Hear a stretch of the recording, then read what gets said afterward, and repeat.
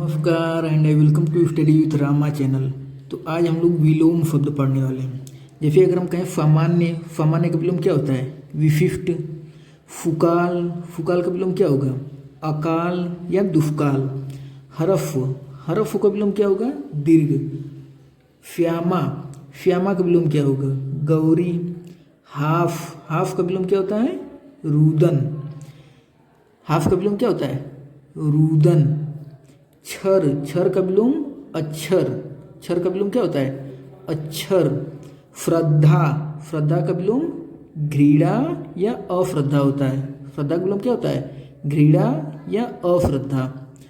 ये आपका स्तुत्य या स्तुति। तो जो स्तुत्य होता है ना, इसका मतलब निंदे होता है। समास, समास का विलोम क्या होगा? व्यास। समास का विलोम क्या होता है? व्यास। अच्छा, समास का मतलब क्या होता है? देखिए कभी कभी लोग ना समास का जो है कर देते हैं कि विग्रह उग्रह कर देते हैं, लेकिन समास का विग्रह नहीं होता है, संधि का विग्रह होता है। क्यों? क्योंकि समास में क्या होता है कि योग इसका मतलब ये होता है, समास का मतलब योग, और जो संधि होता है इसका मतलब योग होता है। दोनों जोड़ने काम करते हैं, लेकिन जो समास होता है वो दो या अधिक पदों को मिला करके बनता है, ठीक है, एक रूप होता है। और जो संधि होती है ना, संधि, ये दो अक्षरों के मेल से बनता है। तो इसलिए दो अक्षरों के मतलब मिल जाने से होने वाला जो वर्ण विकार होता है उसे संधि कहते हैं। और समास में क्या होता है? पद, पद मिलते हैं, दो या दो से अधिक पदों को मिलाकर एक रूप दिया जाता है। तो इसलिए दोनों में डिफरेंस होता है। इसलिए जो समास होता है इसका जब हम विलोम करते हैं तो व्यास होता है, और जो संधि होती है उसका जब हम विलोम करते हैं तो विग्रह होता है। संधि का विलोम विग्रह होता है और समास का विलोम क्या होता है? व्यास होता है। और जो संकीर्ण है, संकीर्ण का क्या होगा? विस्तीर्ण। ये तो सिंपल है। संकीर्ण का विलोम क्या होता है? विस्तीर्ण। स्तुति, स्तुति का निंदा होता है। स्तुति का मतलब क्या होता है? देखिए जो स्तुति होता है ना, इसका मतलब होता है प्रशंसा। स्तुति का मतलब क्या होता है? प्रशंसा। तो इसलिए इसका विलोम क्या होता है? निंदा। ये आपका प्राकृतिक, प्राकृतिक का विलोम क्या होगा? कृत्रिम या फिर अप्राकृतिक, ठीक है। प्राकृतिक का विलोम क्या होगा? कृत्रिम। कृत्रिम का मतलब क्या होता है कि जो कृत्रिम यानी इंसानों के द्वारा जो चीज़ें बनाई गई होती हैं उन्हें हम कृत्रिम कहते हैं। और प्राकृतिक का मतलब जो प्रकृति की देन है, जैसे नदी, पहाड़, ग्रह, जितने ऐसी चीज़ें जो प्रकृति की देन है। तो प्राकृतिक और कृत्रिम मतलब जो इंसानों द्वारा बनाई जो चीज़ बनाई गई हो। ये है आपका पाश्चात्य। पाश्चात्य का मतलब क्या होता है? देखिए पाश्चात्य का अर्थ होता है पीछे या पिछला, या फिर होता है कि पश्चिमी देशों का से संबंधित, ठीक है, पाश्चात्य। और जो पौरफत्य होता है ना, इसका मतलब होता है कि प्रथम, आगे, ठीक है, सबसे आगे या प्रथम, या फिर हम कह सकते हैं कि मतलब पूर्वी दिशा से संबंधित होता है, ठीक है। पौरफत्य, पौरफत्य का मतलब क्या होता है? पूर्वी दिशा से संबंधित। और पाश्चात्य का मतलब पश्चिम से होता है। तो इसलिए इसका विलोम क्या होगा? पाश्चात्य का विलोम पौरफत्य होता है। ये है आपका नैसर्गिक। नैसर्गिक का विलोम क्या होता है? कृत्रिम। तो नैसर्गिक का मतलब क्या होता है? देखिए जो नैसर्गिक होता है ना, नैसर्गिक का मतलब होता है प्राकृतिक। जो प्राकृतिक है ना उसी का एक पर्यायवाची शब्द होता है नैसर्गिक। तो नैसर्गिक का विलोम क्या होगा? कृत्रिम, जाहिर सी बात है। ये आपका कठोर। कठोर का विलोम क्या होगा? कोमल या फिर कर्कश। कर्कश का भी कोमल हो जाएगा। ये आपका प्रमुख। प्रमुख का विलोम क्या होता है?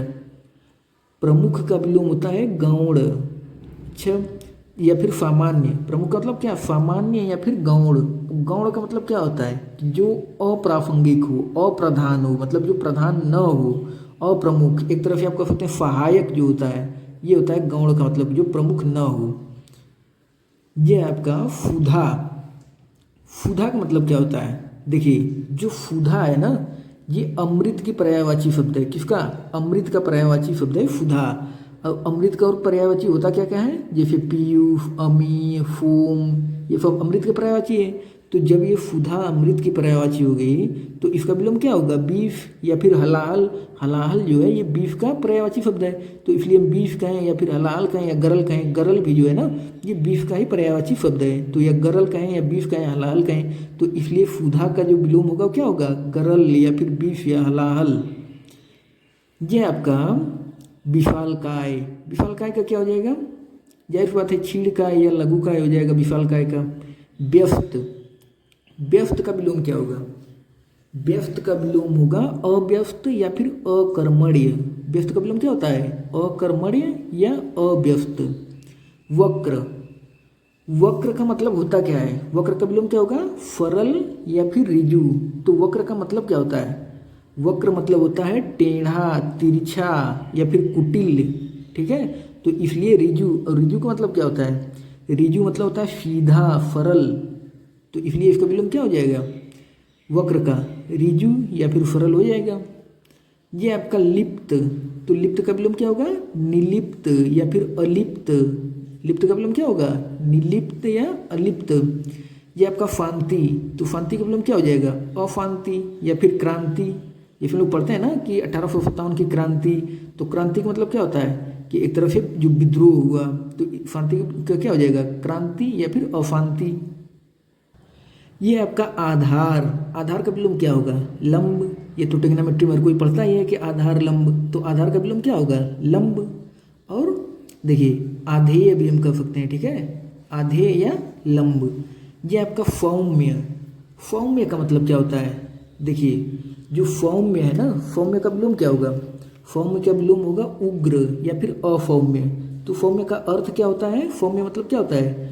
कोमल, मुलायम, मृदुल। सौम्य का मतलब होता है कोमल, ठीक है, मुलायम, मृदुल। तो इसलिए इसका क्या हो जाएगा? उग्र या फिर असौम्य। ये आपका सुकृति, तो सुकृति का विलोम क्या होगा? देखिए सुकृति का विलोम होता है कुकृति। सुकृति का विलोम क्या होता है? कुकृति या फिर दुष्कृति। सुकृति का विलोम कुकृति या दुष्कृति। सुकृति का मतलब क्या होता है? सुकृति का अर्थ क्या होता है? देखिए जो सुकृति होता है ना, इसका मतलब होता है सत्कर्म, धर्म और पुण्य का काम, ठीक है। सुकृति मतलब क्या? कि धर्म और पुण्य का काम, सुकृति। तो इसका विलोम क्या होगा? कुकृति। ये आपका लघु, तो लघु का क्या हो जाएगा? लघु का गुरु हो जाएगा या फिर दीर्घ हो जाएगा या महत हो जाएगा, ठीक है, सिंपल सी बात है। गुरु, गुरु का क्या होगा? शिष्य हो जाएगा, गुरु का शिष्य। ये आपका कर्कश, कर्कश या कठोर, तो कर्कश का क्या हो जाएगा? कोमल हो जाएगा। कठोर, कठोर का क्या होगा? कोमल हो जाएगा। ये आपका कीर्ति, तो कीर्ति का क्या हो जाएगा? अपकीर्ति। कीर्ति का क्या होगा? कीर्ति का अपकीर्ति। ये काफ़ी इंपॉर्टेंट है कीर्ति वाला, ठीक है, खूब पूछा जाता है कीर्ति। तो कीर्ति का विलोम क्या होगा? अपकीर्ति। गृहस्थ, गृहस्थ का विलोम क्या होगा? सन्यासी। सिंपल सी बात है, गृहस्थ का क्या हो जाएगा? सन्यासी हो जाएगा। ये आपका ग्रस्त, तो ग्रस्त का विलोम क्या होगा? मुक्त। नहीं होता किसी चीज़ से हम ग्रस्त हैं, किसी मतलब रोग से कोई ग्रस्त होता है किसी चीज़ से, तो उसका क्या हो जाएगा? मुक्त हो जाएगा, ग्रस्त का विलोम मुक्त हो जाएगा। ग्राह्य, ग्राह्य का क्या होगा? त्याज्य हो जाएगा, ग्राह्य का विलोम त्याज्य हो जाएगा। यह है उद्धत, उद्धत का विलोम क्या होता है? ये इंपॉर्टेंट है, उद्धत, उद्धत। ये उद्धत का विलोम क्या होता है? विनीत या फिर सौम्य, ठीक है। उद्धत का विलोम विनीत होता है या फिर सौम्य होता है। उद्धत का मतलब क्या होता है? उद्धत का मतलब होता है ना अक्खड़, घमंडी, ठीक है। उद्धत का मतलब क्या होता है? घमंडी, अक्खड़, उत्तेजित। तो विनीत हो जाएगा, विनीत, या फिर हम कहें सौम्य कर सकते हैं या फिर अनुद्धत कर सकते हैं, ठीक है। तो ये कुछ भी मिल जाए आपको, या विनीत मिलेगा या सौम्य, अनुद्धत, तो ये उद्धत का विलोम हो जाएगा। ये आपका अज्ञ, अज्ञ जो है, अज्ञ का विलोम क्या होता है? विज्ञ। अज्ञ का विलोम विज्ञ होता है या फिर प्रज्ञ होता है। अज्ञ का मतलब क्या होता है? अज्ञ का अर्थ क्या होता है? देखिए जो अज्ञ शब्द है ना, अज्ञ का मतलब होता है कि जानने वाला, समझदार, पढ़ा लिखा। अज्ञ का मतलब क्या होता है? कि अज्ञ मतलब होता है, नहीं, जो देखिए विज्ञ, विज्ञ का मतलब होता है कि जानने वाला, समझदार, और अज्ञ का मतलब मूर्ख होता है, ठीक है। देखिए जो अज्ञ है ना, अज्ञ, अज्ञ का मतलब मूर्ख होता है, मतलब जो ज्ञान शून्य हो, जिसके पास ज्ञान ना हो, मूर्ख हो, वो होता है अज्ञ। और विज्ञ का मतलब होता है कि जो समझदार हो, पढ़ा लिखा हो, विशेषज्ञ हो, ठीक है। तो ये होता है विज्ञ। विज्ञ, विज्ञ का मतलब समझदार, पढ़ा लिखा, जानकार, ठीक है। और अज्ञ का मतलब मूर्ख, तो इसलिए अज्ञ का विलोम क्या होगा? विज्ञ। ये है आपका अथ, अथ का विलोम क्या होता है? इति। अथ का विलोम क्या होता है? इति। अब अथ का मतलब क्या होता है, देखिए अथ का विलोम क्या हो गया, इति। अथ का अर्थ क्या होता है, अथ का मतलब होता है कि प्रारंभ, किसी चीज़ को हम जब प्रारंभ करते हैं ना तो प्रारंभ, तथा ये मंगल सूचक शब्द है, ठीक है, ये अव्यय है अथ, और ये जब किसी चीज़ का, इसका मतलब होता है आरंभ करना, ये मंगल सूचक शब्द है अथ।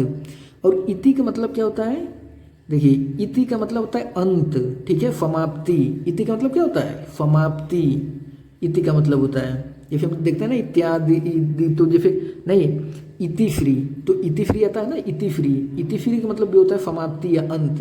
जब कोई चीज़ समाप्त होता है तो अंत में लोग इति फ्री हुआ करते हैं, तो इति फ्री का मतलब क्या होता है, समाप्ति। तो इसलिए इति, जो इति है ना, इसका मतलब क्या हो गया, अंत, समाप्ति। और अथ का मतलब क्या हो गया, प्रारंभ। देखिए किसी ग्रंथ या लेख को जब शुरू करते हैं ना, किसी ग्रंथ या लेख का आरंभ करते हैं तो वो होता है क्या, अथ, अथ, ठीक है। ये आपका अस्थावर, अस्थावर का विलोम क्या होगा, जंगम। अस्थावर का विलोम क्या होता है, जंगम। अस्थावर का विलोम जंगम, बहुत ज़्यादा इंपॉर्टेंट है, ये लोग खूब पूछा जाता है। अस्थावर, अस्थावर का विलोम जंगम। तो देखिए अस्थावर का मतलब क्या होता है, अस्थावर का मतलब होता है स्थिर, अस्थाई, ठीक है, अचल संपत्ति संबंधी, ठीक है, जो स्थिर हो, अस्थाई हो, जिसको हम कहीं एक जगह दूसरे जगह न ले जा सकें, वो होता है आपका अस्थावर। और जंगम का मतलब क्या होता है कि जो चलने फिरने वाला हो, अस्थाई हो, ठीक है, चलायमान हो, जिसको एक जगह दूसरे जगह ले जाया जा सके, वो होता है जंगम, ठीक है, जो चल फिर सके। तो इसलिए अस्थावर का विलोम क्या होता है, जंगम। ये आपका अभिज्ञ, अभिज्ञ का विलोम क्या होगा, अभिज्ञ का विलोम अनभिज्ञ हो जाएगा, सिंपल सी बात है। उत्थान का विलोम क्या होगा, पतन हो जाएगा, उत्थान, पतन, सिंपल है। ये देखिए अंतरंग, अंतरंग का बहिरंग, ये कई बार पूछा गया है, अंतरंग बहिरंग। अंतरंग का मतलब क्या होता है कि शरीर के भीतरी अंग, ठीक है, घनिष्ठ भी होता है। अंतरंग का मतलब क्या होता है, घनिष्ठ भी होता है, और शरीर के भीतरी अंग जैसे मन, मस्तिष्क, तो ये अंतरंग होता है। और बहिरंग का मतलब क्या होता है, बाहर वाला, ठीक है। तो जो गुट या मंडली के भीतर ना हो, कहने का मतलब ये होता है कि जो बाहर, बाहर से संबंधित है, ठीक है। बहिरंग और अंतरंग मतलब कि जो शरीर के भीतरी भाग से संबंधित होता है, तो उसे अंतरंग, अंतरंग कहते हैं। तो क्या हो जाएगा, अंतरंग का, अंतरंग का बहिरंग हो जाएगा, ये पूछा गया है कई बार, ठीक है, अंतरंग का बहिरंग। ये आपका अनुलोम, अनुलोम का विलोम क्या होगा, प्रतिलोम। अनुलोम का विलोम क्या होता है, प्रतिलोम। ये तो सिंपल सी बात है, अनुलोम प्रतिलोम, ठीक है। तो अनुलोम का विलोम क्या हो जाएगा, प्रतिलोम हो जाएगा। ये आपका अमावस्या, अमावस्या का विलोम क्या होता है, पूर्णिमा। ये इंपॉर्टेंट है, अमावस्या। अमावस्या मतलब होता है जब अंधेरी रात होती है ना, चांदनी रात जब नहीं होती है तो उसे अमावस्या, अमावस्या होता है। और पूर्णिमा का मतलब जब जो है चांदनी रात जब होती है तो पूर्णिमा होता है। तो अमावस्या का क्या होता है, विलोम पूर्णिमा, ठीक है। ये आपका अस्त, अस्त का क्या हो जाएगा, उदय हो जाएगा। सूर्य अस्त और उदय, तो अस्त का क्या हो जाएगा, उदय। अंत, अंत का विलोम क्या होगा, देखिए अंत का विलोम आदि या अनंत, ठीक है। अनंत का मतलब क्या होता है कि जिसका कोई अंत न हो। और आदि का मतलब क्या होता है, नहीं कोई भी चीज़ पढ़ते हैं तो हम आदि लगाते हैं कि मतलब डाटा डाटा, मतलब इसका कोई अंत नहीं है। तो आदि या फिर अनंत, ये क्या होता है, अंत का विलोम होता है। देखिए ये है आपका कुटिल, कुटिल का क्या हो जाएगा, कुटिल का हो जाएगा सरल, सिंपल सी बात है। कुटिल का क्या होगा, सरल हो जाएगा। गमन, गमन का विलोम क्या होगा, आगमन हो जाएगा, सिंपल है ये भी, गमन आगमन। देखिए ये आपका ऊपरी, ये इंपॉर्टेंट है, ऊपरी, ऊपरी का अधः, ऊपरी का अधः होता है। अब देखिए ऊपरी का मतलब क्या होता है, पहले ये तो जानिए। ऊपरी का मतलब होता है ऊपर, और अधः मतलब पता है क्या होता है, अधः मतलब होता है नीचे। तो इसलिए ऊपरी का अधः हो जाता है, अधः का मतलब होता है नीचे, तो इसलिए ऊपरी का विलोम क्या होगा, अधः। ये आपका अनाथ, अनाथ का क्या हो जाएगा, फनाथ हो जाएगा। अनाथ का विलोम क्या होगा, फनाथ। अनाथ मतलब कि जिसके अभिभावक ना हो या फिर जिसके माता पिता ना हो, अनाथ। और फनाथ का मतलब कि जिसके माता पिता हों, फनाथ, ठीक है। तो अनाथ का विलोम क्या हो जाएगा, फनाथ, जिसके अभिभावक हों, ठीक है, जिसका कोई स्वामी हो, फनाथ। ये आपका उधार, उधार का विलोम क्या होगा, नगद। जाहिर बात है, उधार का नगद। अमर, अमर का क्या होगा, मर्त्य, अमर का विलोम क्या होता है? मर्त्य, तो सिंपल है। आविर्भाव का तिरोभाव, आविर्भाव का विलोम क्या होता है? तिरोभाव, ये इंपॉर्टेंट है। आविर्भाव का तिरोभाव, ये वाला इंपॉर्टेंट है। आविर्भाव का मतलब क्या होता है? देखिए, आविर्भाव का मतलब पता है क्या होता है? प्रकट होना, उत्पत्ति, ठीक है, ये होता है आविर्भाव। आविर्भाव का मतलब क्या? प्रकट होना या फिर उत्पत्ति। तो तिरोभाव का मतलब क्या होगा? तिरोभाव का मतलब होता है कि जो अदृश्य हो, ठीक है, अदृश्य हो, जो छिपा हुआ हो, लोप हो, मतलब जो दिखाई ना दे, तो वो होता है तिरोभाव। छिपाव, लोप, इसका मतलब होता है अदृश्य होना होता है, ठीक है, तिरोभाव। और आविर्भाव का मतलब प्रकट होना, उत्पत्ति, तो इसलिए आविर्भाव का विलोम क्या होगा? तिरोभाव। यह आपका आकर्षण, आकर्षण का विलोम क्या होगा? विकर्षण हो जाएगा, सिंपल सी बात है। आकर्षण का विलोम क्या होगा? विकर्षण या फिर प्रतिकर्षण हो जाएगा। यह आपका स्वधर्म, स्वधर्म का क्या हो जाएगा? स्वधर्म का परधर्म होता है, विधर्म या फिर परधर्म, तो स्वधर्म का क्या होगा? विधर्म होगा या फिर परधर्म होगा। यह आपका सापेक्ष, सापेक्ष का विलोम निरपेक्ष होता है। सापेक्ष का विलोम क्या होता है? निरपेक्ष, ये भी पूछा गया कई बार। सापेक्ष का विलोम पता है? निरपेक्ष होता है। सापेक्ष का विलोम निरपेक्ष। ये आपका फुदा, तो फुदा हम करवा ही चुके हैं। फुदा अमृत की पर्यायवाची होती है, तो फुदा का क्या हो जाएगा? गरल, बी, फलाल, ये हो ही चुका है पीछे। ये आपका सन्यासी, सन्यासी का क्या होगा? गृहस्थ होगा। सन्यासी का विलोम क्या होगा? गृहस्थ होगा, ये भी सिंपल है। समष्टि, समष्टि का विलोम क्या होता है? व्यष्टि, ये इंपॉर्टेंट है। समष्टि का व्यष्टि, ये खूब पूछा जाता है। समष्टि का विलोम क्या होता है? व्यष्टि। तो समष्टि का मतलब क्या होता है? देखिए, समष्टि का मतलब होता है ना कि सबका समूह, मतलब एक तरफ से समष्टि मतलब बड़ा भी होता है, ठीक है। समष्टि मतलब सबका समूह, कुल एक साथ मिलाना, ठीक है। तो समष्टि मतलब क्या होता है? बड़ा। समष्टि का अर्थ बड़ा होता है। और व्यष्टि, व्यष्टि मतलब छोटा होता है, ठीक है, सूक्ष्म, छोटा। व्यष्टि का मतलब क्या होता है? छोटा, सूक्ष्म। तो इसलिए समष्टि का विलोम क्या होगा? व्यष्टि, क्योंकि समष्टि का मतलब बड़ा और व्यष्टि का मतलब छोटा, तो इसलिए इसका विलोम क्या होता है? समष्टि का व्यष्टि। ये आपका संगठन, संगठन का विलोम क्या होगा? विघटन, ठीक है। संगठन का विलोम क्या होगा? विघटन, सिंपल सी बात है। फुमति, फुमति का विलोम होता है कुमति। फुमति का विलोम कुमति, ये भी सिंपल है। फुमति, कुमति हो जाएगा। फ्री गणेश, फ्री गणेश का इति फ्री। देखिए, जब हम किसी चीज़ शुरुआत करते हैं ना, तो फ्री गणेश, और इति फ्री मतलब अंत, समाप्ति, तो इसलिए फ्री गणेश का इति फ्री, ये भी पूछा गया है। तो फ्री गणेश का इति फ्री होता है, इंपॉर्टेंट है। फ्री गणेश का विलोम क्या होगा? इति फ्री। ये आपका क्षणिक, क्षणिक का विलोम क्या होगा? देखिए, क्षणिक का विलोम होता है शाश्वत, ये भी खूब पूछा गया है। क्षणिक का विलोम क्या होता है? शाश्वत होता है। तो क्षणिक का मतलब क्या होता है? कि जो मतलब क्षणभंगुर हो, जो नष्ट हो जाए। और शाश्वत का मतलब क्या होता है? शाश्वत का मतलब जो सदा रहने वाला हो, जो कभी नष्ट ना हो। और शाश्वत का मतलब सनातन भी होता है। सनातन, जैसे सनातन धर्म है ना, हिंदू धर्म में सनातन धर्म, तो वो सदा रहने वाला है, मतलब कभी नष्ट नहीं होगा। तो इसलिए सनातन जो है शाश्वत का अर्थ होता है। सनातन, जो सदा बना रहे, जो कभी नाश ना हो, जिसका कभी नाश ना हो, वो होता है शाश्वत। ये आपका क्षम्य, क्षम्य का विलोम क्या होगा? क्षम्य का विलोम अक्षम्य, सिंपल सी बात है। ये आपका स्वयन, स्वयन का विलोम होता है जागरण, ये इंपॉर्टेंट है। स्वयन, स्वयन का विलोम क्या होता है? जागरण। स्वयन का विलोम जागरण होता है। स्वयन का मतलब क्या होता है? देखिए, स्वयन का मतलब होता है सोना या फिर निद्रा, और जागरण का मतलब क्या होता है? जागरण का मतलब जागना होता है। तो इसलिए शयन का विलोम जागरण होता है। और आप लोग देखे भी होंगे शयनयान, गाड़ी पे लिखे रहता ना, ट्रेन की बोगियों पे शयनयान, शयनयान। शयनयान का मतलब क्या होता है? कि यात्रियों के सोने के लिए बना रेलगाड़ी का डिब्बा। शयनयान का मतलब क्या होता है? यात्रियों के सोने के लिए बना रेलगाड़ी का डिब्बा, शयनयान। तो इसलिए शयन का मतलब क्या होगा? सोना या फिर निद्रा, शयन। तो इसलिए इसका विलोम क्या होगा? जागरण, मतलब जागना। यह आपका स्वप्न, तो स्वप्न का क्या हो जाएगा? जागरण, ये भी हो जाएगा, स्वप्न का भी जागरण होता है। यह है आपका संकोच, तो संकोच का विलोम क्या होगा? असंकोच हो जाएगा, सिंपल सी बात है। संकोच, असंकोच। यह आपका सभ्य, सभ्य का विलोम क्या होगा? देखिए, सभ्य का विलोम होता है असभ्य या फिर बर्बर। सभ्य का विलोम क्या होगा? असभ्य होता है या फिर बर्बर होता है, सिंपल सी बात है ये भी। ये आपका सदय, सदय का निर्दय, निर्दय मतलब जिसके अंदर दया नाम की चीज़ ना हो, तो निर्दय, ठीक है। तो क्या हो जाएगा? देखिए फदय का मतलब क्या होगा, दयालु। फदय क्या होता है, दयालु। और निर्दय, निर्दय मतलब जो दयाहीन हो, जो अत्यंत कठोर हो, निष्ठुर हो, ठीक है। तो इसलिए फदय का क्या हो जाएगा, निर्दय हो जाएगा। ये है आपका सृष्टि।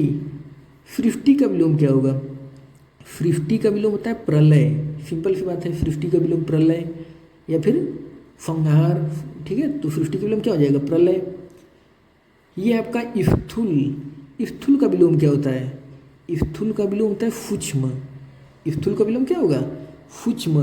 तो स्थूल का मतलब क्या होता है, देखिए स्थूल का मतलब होता है मोटा, घना, ठीक है। स्थूल का मतलब क्या होता है, मोटा, घना, इसलिए इसका सूक्ष्म हो जाता है स्थूल का विलोम, ठीक है। ये आपका सुगम। जो सुगम है, सुगम का विलोम क्या होगा, दुर्गम। जाहिर सी बात है, सुगम मतलब आसान और दुर्गम मतलब कठिन से, ठीक है। तो सुगम का विलोम क्या होगा, दुर्गम हो जाएगा। ये आपका फकुन। तो फकुन का क्या होता है, अपफकुन। फकुन का विलोम अपफकुन। शुक्ल, शुक्ल का कृष्ण। शुक्ल का विलोम क्या होता है, कृष्ण। क्यों, क्योंकि देखिए आप लोग जानते होंगे शुक्ल पक्ष और कृष्ण पक्ष होता है। शुक्ल पक्ष क्या होता है, शुक्ल पक्ष होता है कि अमावस्या और पूर्णिमा के बीच वाला जो समय होता है ना, उसको हम शुक्ल पक्ष कहते हैं। और ये जो कृष्ण पक्ष होता है ना, कृष्ण पक्ष, ये पूर्णिमा से अमावस्या तक होता है, पूर्णिमा से अमावस्या तक कृष्ण पक्ष, ठीक है। पूर्णिमा और अमावस्या के बीच वाले जो हिस्सा होता है उसको कृष्ण पक्ष कहा जाता है, पूर्णिमा और अमावस्या के बीच। तो इसलिए शुक्ल और कृष्ण, कृष्ण मतलब जो अंधेरी एक तरह से रात होती है तो कृष्ण में आ जाएगा। और इसका मतलब जब चांदनी रात होती है तो शुक्ल, ठीक है। इसलिए शुक्ल का कृष्ण होता है विलोम। ये आपका फाफक। फाफक का विलोम क्या हो जाएगा, फाफित। फाफक का मतलब जैसे जो राजा होते हैं फाफक होते हैं, फाफित मतलब एक तरफ जो प्रजा होती है फाफित, तो इसलिए फाफक का विलोम फाफित होता है। ये आपका श्रव्य। श्रव्य का क्या हो जाएगा, दृश्य। श्रव्य का विलोम क्या होता है, दृश्य होता है। श्रव्य का दृश्य, श्रव्य मतलब सुनना, दृश्य मतलब देखना, तो श्रव्य का विलोम दृश्य होता है। ये आपका फोफक। फोफक का पोफक, ठीक है। ये पूछा गया कई बार। फोफक का विलोम, फोफक का विलोम क्या होता है, पोफक। फोफक, फोफक का विलोम पोफक होता है, फोफक का विलोम पोफक, ठीक है। ये आपका शुष्क। शुष्क का विलोम क्या होगा, देखिए शुष्क का विलोम जो होता है वो आर्द्र भी होता है और सिक्त भी होता है। शुष्क का विलोम क्या होता है, सिक्त या फिर आर्द्र। आर्द्र मतलब जिसमें नमी हो, और शुष्क का मतलब कि जिसमें सूखा हो। सूखा, शुष्क का मतलब सूखा जिसमें नमी न हो, और आर्द्र का मतलब जिसमें नमी हो। तो इसका विलोम क्या हो जाएगा, आर्द्र हो जाएगा। ये आपका शत्रु। शत्रु का विलोम क्या होगा, मित्र। शत्रु का विलोम क्या होगा, मित्र होगा। जाहिर सी बात है, ये तो सिंपल है, शत्रु मित्र। देखिए क्षुद्र। क्षुद्र का विलोम क्या होगा, विराट। क्षुद्र मतलब छोटा जो होता है, बहुत सूक्ष्म, क्षुद्र, ठीक है। और विराट, विराट मतलब जो बहुत बड़ा हो, विशालकाय हो। तो क्षुद्र का विलोम क्या होगा, क्षुद्र का विलोम जाहिर सी बात है कि विराट या विशालकाय हो जाएगा। यह है आपका हर्फ। हर्फ का क्या होगा, देखिए हर्फ का विलोम होगा विषाद, शोक। हर्फ का मतलब क्या होता है, प्रसन्न, खुशी, ठीक है। प्रसन्नता, खुशी, हर्ष, हर्ष उल्लास होता है ना। तो हर्ष मतलब प्रसन्नता, तो विषाद हो जाएगा, शोक हो जाएगा इसका, ठीक है। विलोम हर्ष का विषाद या फिर शोक। ये आपका फभय। फभय, तो फभय का विलोम क्या होगा, निर्भय या फिर अभय होता है। फभय का विलोम निर्भय होता है या फिर अभय होता है फभय का।